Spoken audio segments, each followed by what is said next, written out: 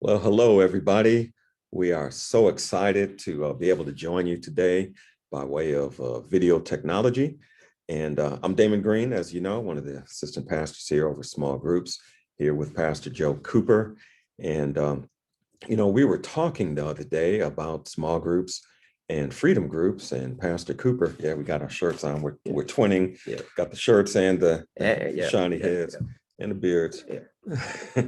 So we were talking the other day about small groups and freedom groups in particular, and we just kind of concluded it might be great for us to just give a shout out to all of our small group leaders and to just talk about freedom groups. We'd really like to see an increase in freedom groups this fall.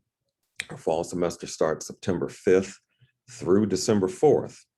And I've had several small group leaders actually approach me about hosting freedom groups this upcoming semester. So I thought, hey, why not cut a quick video? And so Pastor Joe is going to just share some information. He's been a freedom group leader and participant in the past. And I think that it would be great for him to share from his heart what freedom groups are all about. Well, thank you, Pastor Green. And hello, everybody. Thank you for what you do. You are the heart of our church. Without small groups, we wouldn't have a church. So Jesus started one. We just keep it rolling. So thank you for everything you're doing. As Pastor Green said, I came to him and started talking to him about freedom. I just have a heart for it. I went through it in the Bible school I was in. It was part of a requirement. I had never heard of it. But it changed my life. It literally changed my life. So I went through it, I co-led it, and I led it twice. And now I'm having withdrawals. I'm ready to lead a freedom group. And I'm hoping that you will pray about it. 21 Days of Prayer is coming up. It's a perfect time to be thinking about it and praying about having a freedom group. I've participated in the conference the past 2 times, and I have noticed, and this is why I came to Pastor Green, I've noticed that there's been way more women, would say like 90% to men, maybe 12 men total in the past 2 conferences. And my men's small group has already signed up. They're already ready. They're ready. Like, let's do this, Joe Coop, let's do it. So if I'm the only male small group leader that's going to do a freedom, then we will just have all the men meet at once at the church, and we'll just have one big freedom group. But I just want you to think about it and pray about it. Women seem to be more, I don't know what's the right word,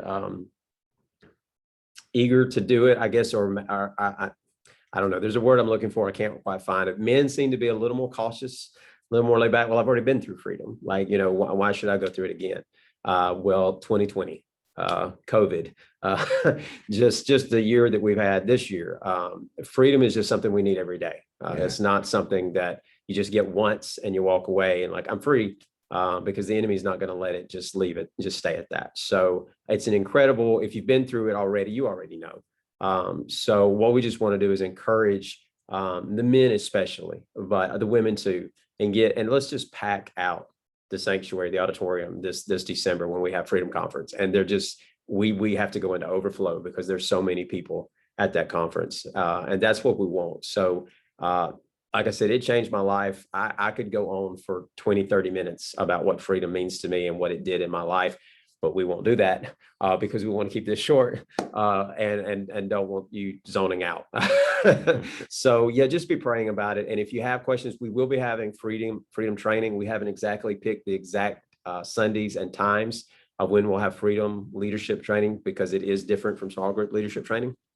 I believe we had looked at a couple of Sundays in August to do that.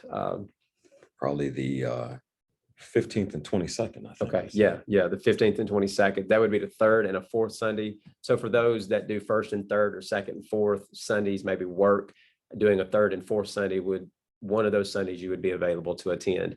And if necessary, we could do a Zoom training or something like that to make sure you get trained. If it's something that you want to do, again, there's no pressure.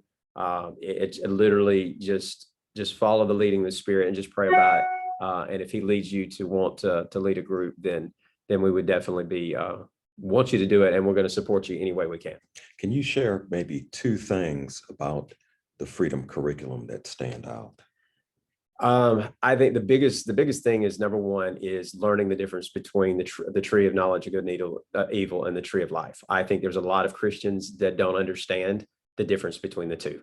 And that is huge. And it's real easy to find yourself veering off into the tree of knowledge of good and evil, and not living in the tree of life where the Lord wants us to live. And a prime example of that is, I get a quick example of the two trees. So let's say you walk into the auditorium and you've never been there before, and you're all of a sudden like, why is it dark in here? And the music's too loud. And I don't really like what they're wearing. Like, why does he have a hat on in there? That is the tree of knowledge of good and evil. Okay. The tree of life is, this is the best place I've ever been in my life. The Lord is in this place. The Spirit of the Lord is in this place. I don't care if the lights are out, there's a fog machine. I don't care. It's reaching somebody. I know the Lord is here. That's the tree of life. And I think there's a lot of people that will find themselves veering off. And the same thing with condemnation and conviction. They are two different trees. One is the knowledge of good and evil. One is the tree of life. And that's where I found freedom, is because there was such a spirit of condemnation on me, and it got broke during freedom.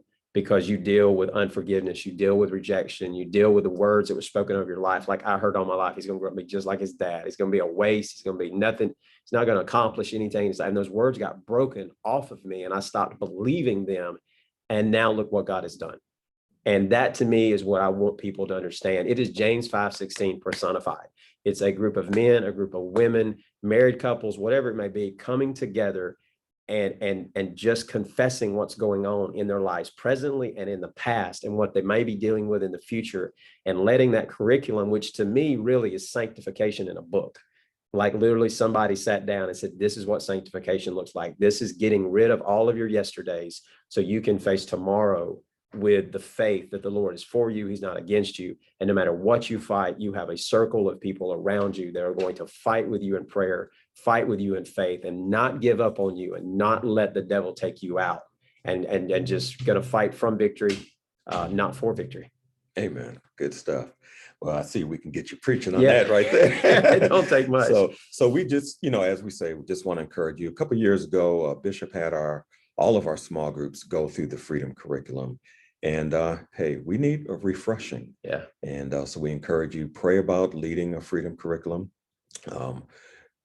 Minimal expense. The leaders' books, we give the leaders their books free, and the participant books are about $10 each. Yeah. But we have to do some planning. We have to pre-order the books and everything. So August 15th and 22nd, we'll have a special training for Freedom Group leaders. So we encourage you, be on the lookout for the sign-up link.